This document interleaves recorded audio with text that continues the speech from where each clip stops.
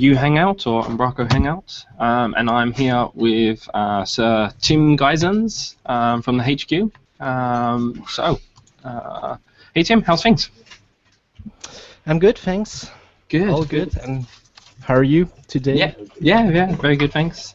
Obviously, you know who you are, and I'm sure a lot of people also know who you are. But for the people that don't, maybe you can just give yourself a quick introduction. Yeah, sure. Let me just share my screen because I have a couple of links to show. Yeah. So, for me, it all started about early 2007 when I attended the first ever Umbraco course, which was in Copenhagen. So this is me, and then I just became very active in the Umbraco community, doing forum posts, making packages and stuff like that.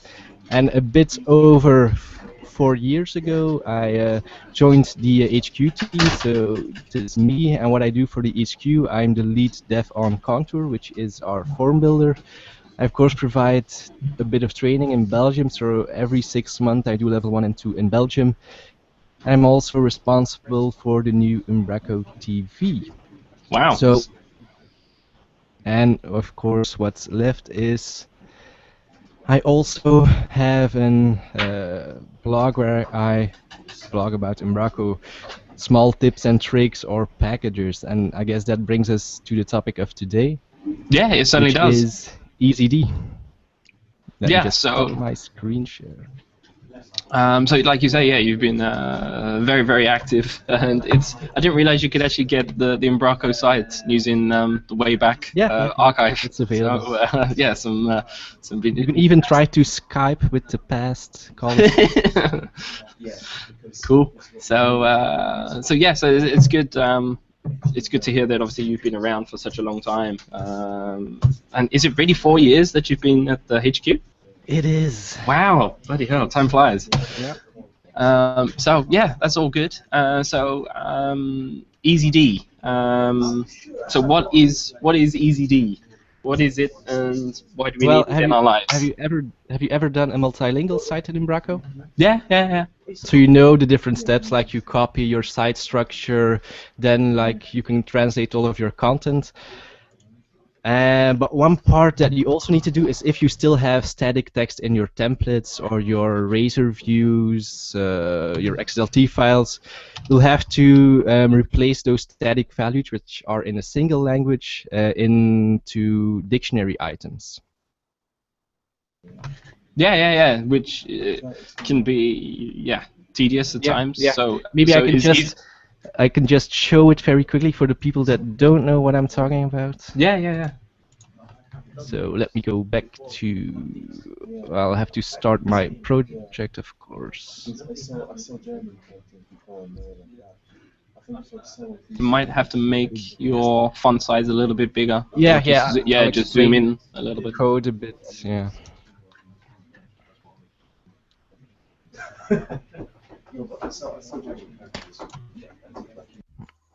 So hold on for a second, and I'll just go to the back office.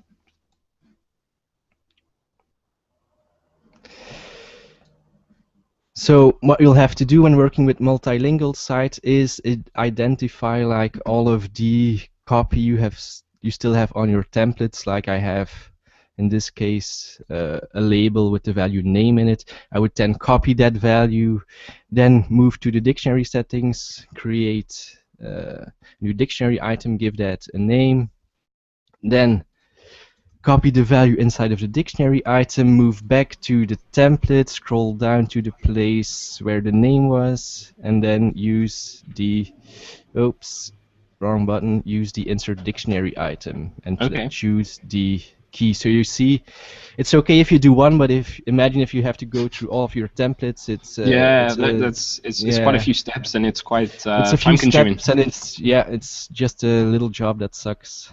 Yeah.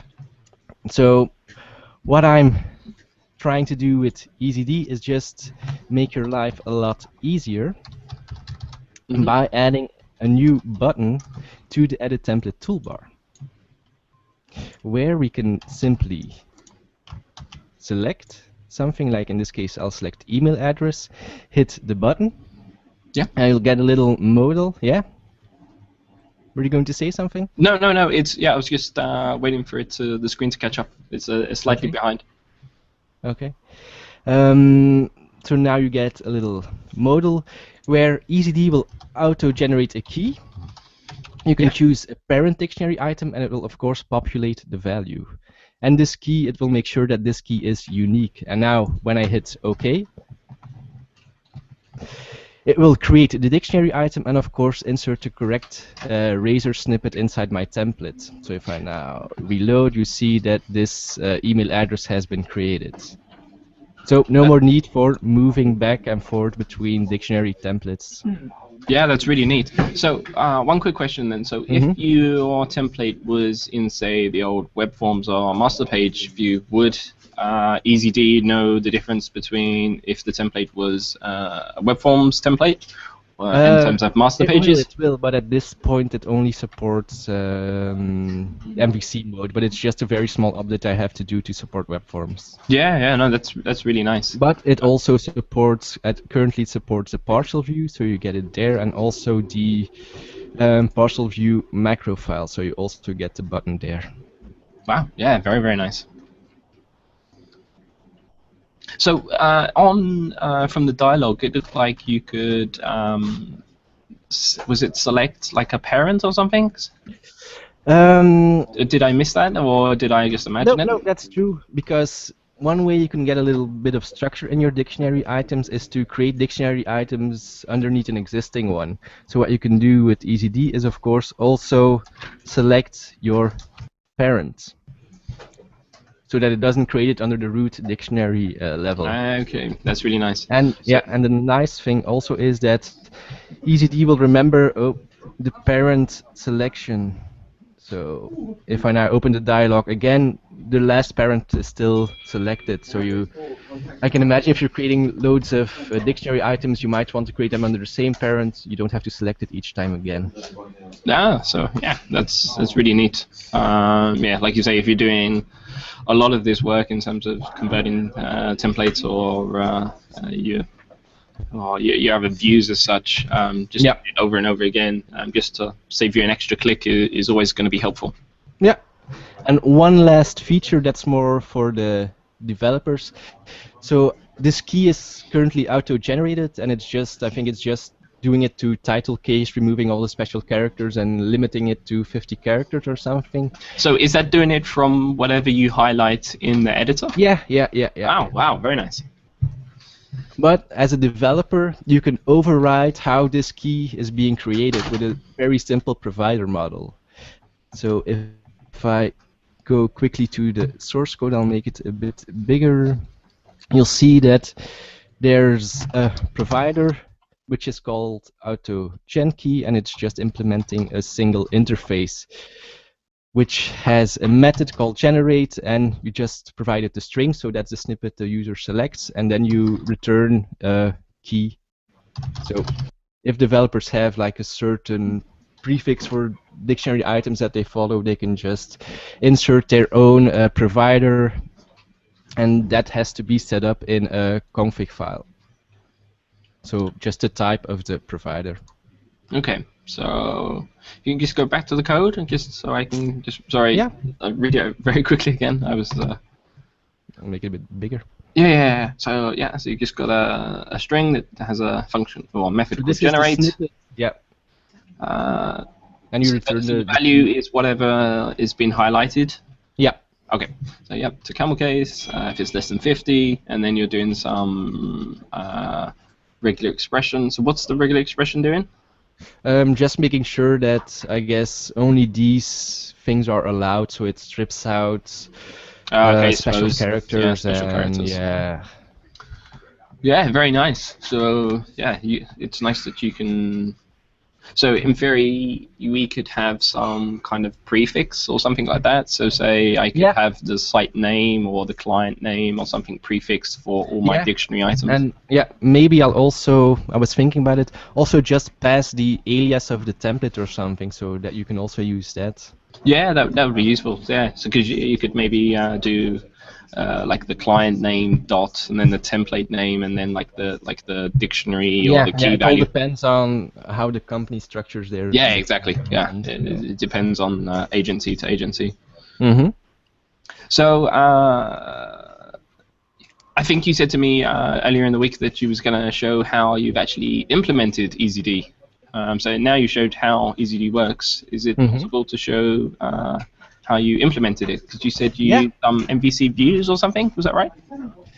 It's partly an MVC, but for the people interested in the source code, if you go to my GitHub account, which is at github.com/Tim Geyssens, my name, of course, and the last repository I have added is EazyD, so the source code is already available.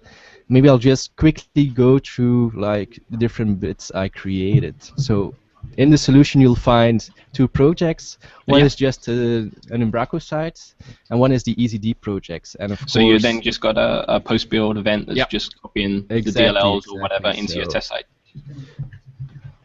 As you can see here, just post builds which copy all of the stuff inside the sample. Yeah, brilliant. Slide. Yeah. So let me just see. Of course, the first challenge we have here is how do we get a freaking button in the edit template toolbar? Yeah, exactly. This isn't an MVC part, but it's just something that's using the event model in Umbraco.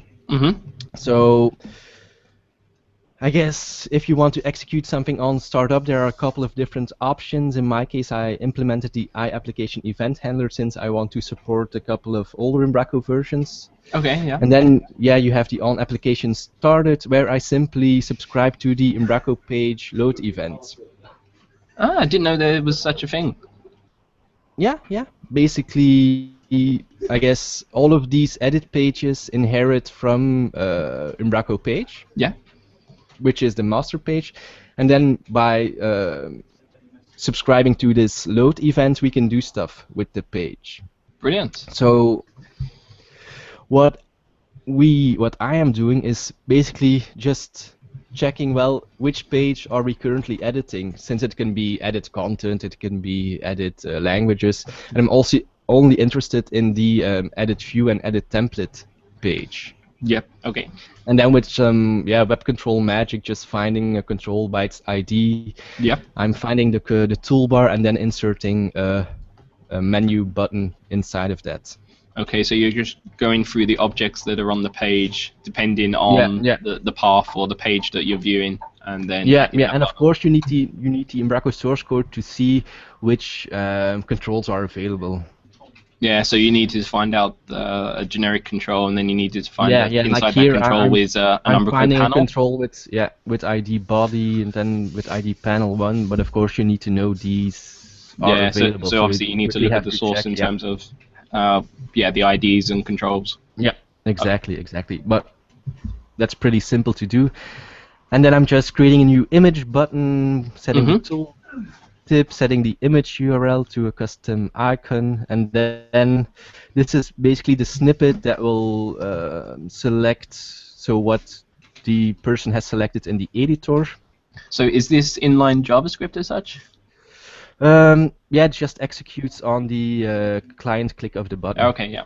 So on click of that button, and then it uses a bit of the Umbraco Client Manager to open a new modal window, passing it the selection. And you see that this is... So looking at your code, it looks like it works for a simple editor as well as the kind of the template editor. Is that right? So you've got UMB editor is simple editor. I think this is if you don't have like the syntax highlighting available. Okay. And then it just opens this location, passing it the snippet as a parameter variable. So is this EazyD dialog the kind of the MVC parts? Yeah, that's the MVC bit. So on to the next part, of course. Now we have the button, but we have to make this work so that you actually see something when we open this part. For that, I've added a new controller. and I'm inheriting from Umbraco authorized controller since I want to make sure that you have to be logged into the Umbraco back office. So I just inherit from that instead of a normal controller. And then this okay, is so just, that does all the authorization for you then. Yeah. Wow, good. And then it's just a simple action that builds a model and returns a view with a certain path and passing it to model. So that's the controller. But of course, we also need to take care of the routing since I'm not using a surface controller. So in my case, this isn't auto-routed. I still have to take care of the routing. So in my app start, I have a route config, and here I'm just this is just standard MVC, the register routes. Okay, so you've got a custom route. I give it a name. Yeah, I say, well, this is found in app plugins, EazyD, the action, and the ID. And then also a part of that startup handler is that we have to make sure that we call that register routes code. Yeah, so this is just, I suppose, more standard MVC stuff in .NET in terms of just registering the routes. Yeah. Just a special thing is that we do the route config register routes inside of the on application started instead of, like, I guess by default in MVC it's in the global ASACs. Yeah, exactly. But no, that's nice that, obviously, once Umbraco is started, you're then registering your MVC routes. So nice. And then it's just all standard MVC. I have a view which has all of the stuff I need in there. Okay, so and of course I quite a few JavaScript libraries in there. Sorry, I didn't understand. Sorry, I was just saying there's quite a few JavaScript libraries or quite a few references to JavaScript there. Yeah, probably there's too much, but I just took a look at the existing dialogues in Umbraco and basically just copy pasted the HTML. Okay. Yeah. So just for an easy start. Yeah. And then it's basically just standard MVC. So I also have a begin form. So on my controller, I have a create dictionary item which executes on the post, and there I'll basically create the dictionary item. When it's successful, I return success. In the dialog, then somewhere at the bottom, I guess, or was it at the top? I check. Well, if it was successful, then I just do Umbraco content frame and insert something in the okay, so you insert the value. Yeah. And then you see there's already a bit of code for web form, so it's almost okay. Yeah, so you've near enough done it. Basically, this is just another snippet that I need to insert here. Yeah, no, that's fantastic. And as a final step, just close the modal window. Yeah, that's it's a really nice implementation, and it's a nice. It's nice to see that you can mix MVC, kind of dialogues and packages on top of Umbraco, which is running in web forms. Yeah, so, exactly. You can extend the existing web forms backend using MVC. Yeah, no, that's really fantastic. That's good stuff. Yeah. And one last thing, but I'll release the package today, but one last thing I've been working on is trying to just make everything auto-generated, so that EazyD examines all of your views, finds all of the static text, creates dictionary items, and replaces that static text with dictionary items. Wow, that's fantastic. So can we see that in action? It's not 100% yet, but you see here on the ULG design master page we have a couple of static values like A to Z, sitemap, contact. And now I will go back to the dashboard and say, well, I'll also just expand the dictionary here just to see that currently we have these. And now I'll click this button, it's done. If I reload, you'll see that I have new dictionary items. Wow. And if I go to that design page, you see that these are replaced. Wow, that's fantastic, Tim. That's really That's cool. It's still a bit rough because it's replacing at some bits stuff that it doesn't have to replace, but I think for the V2 version we can get this done. Yeah, no, but it's fantastic. It does like 90% of the work for you, and then you've only got a little bit of work in terms of tidying up after it. Yeah. So that's Exactly. Yeah, that's brilliant.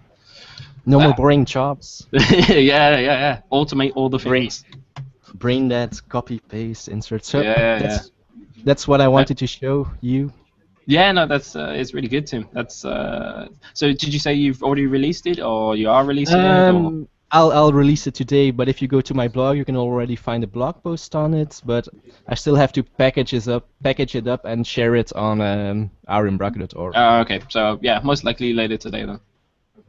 Yeah, a bit later today. Ah, okay, cool. But that won't include like the whole auto-generate stuff, because I need to do a bit more work on that. Yeah. It's a work in progress. So yeah, nice. So yeah, I suppose I don't think I've got any questions on Twitter or Skype at the minute, but obviously with Bell coming around the corner and Contour, how is kind of Contour looking for Bell? Is there going to be a new version of Contour coming, or is it something you're working on? Or well, currently I've just done a couple of small bits on Bell just to get my hands dirty with Bell and with AngularJS. What have I done? I've worked on the new list view editor. I've also worked on getting the RG embed stuff working in Bell. And I guess starting from next week I'll be more involved in creating components for Bell. But just to get familiar with Angular, and once that is done, I guess we'll start with porting Contour to Angular. Okay, so it's on the roadmap as such. As such. It might be that we just do like a version 3.1. That's just the current like JavaScript version. So just a kind of a port as such. Yeah, just tweak it a bit so it works in Bell, and then for the version 4, it's completely rewritten in Angular. Ah, okay, nice.